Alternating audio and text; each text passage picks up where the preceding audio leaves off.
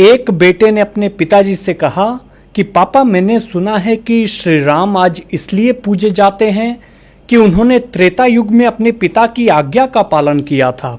भक्त प्रहलाद इसलिए पूजे गए क्योंकि उन्होंने द्वापर युग में अपने पिता की बात नहीं मानी थी। पापा, आप मुझे कृपया ये बताइए कि आपकी मैं आज्ञा का पालन करूं या न करूं।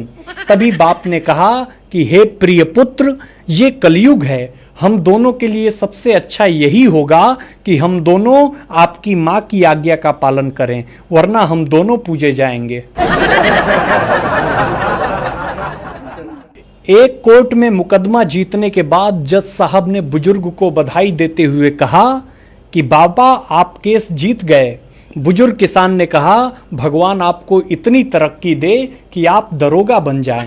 वकील बोले, बाबा, जज तो दरोगा से बहुत बड़ा होता है। बुजुर्ग बोला, नहीं साहब, मेरी नज़र में तो दरोगा ही बड़ा है।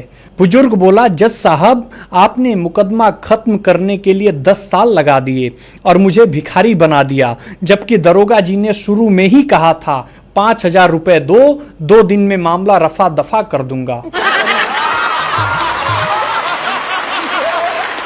एक सब्जी वाले ने एक पति से कहा, बाबूजी, मेम साहब तो इंग्लिश स्कूल में पढ़ी होंगी। पति खुश होकर बोला, हाँ भाई, मगर आपने कैसे पहचाना? सब्जी वाला कहा, थैले में नीचे टमाटर और ऊपर कद्दू जो रख रही थी।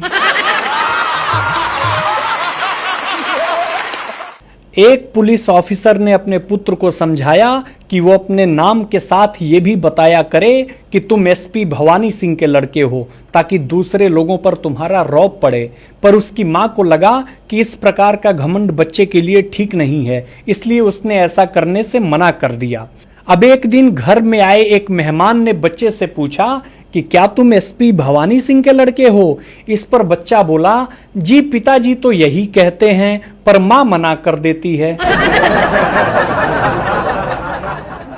एक बार एक नेताजी लोगों की समस्याएं सुन रहे थे।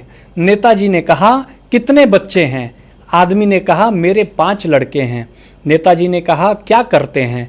आदमी ने कहा, पहला MBA, दूसरा MCA, तीसरा MA B.Ed with TET qualified, चौथा B.Tech और 5वां चोर है। तभी नेताजी ने कहा, तो फिर चोर को घर से निकालते क्यों नहीं? आदमी ने कहा, अरे नेताजी, वही तो कमाता है, बाकी तो सब बेरोजगार हैं साहब। भाई साहब, जब घर में बच्चा पैदा होता है तो माँ कहती है इसकी नाक मुझ पर गई है, पापा कहते हैं इसकी आंख मुझ पर गई है, चाचा कहते हैं इसके बाल मुझ पर गए हैं, मामा कहते हैं इसकी स्माइल मुझ पर गई है, बुआ कहती हैं इसके गाल मुझ पर गए हैं। और वही बच्चा जब जवान होकर लड़की छेड़ देता है तो सब कहते हैं पता नहीं हरामखोर किस पर गया है। भाई साहब, अपना भारत एक ऐसा देश है जहां लोग कहना तो नहीं चाहिए, ये बात कहकर बहुत कुछ कह देते हैं। देखिए, अगर आप गलती करके सुन रहे हैं तो आप ऑफिस में हैं, और अगर आप बिना गलती के सुन रहे हैं तो आप घर पर हैं।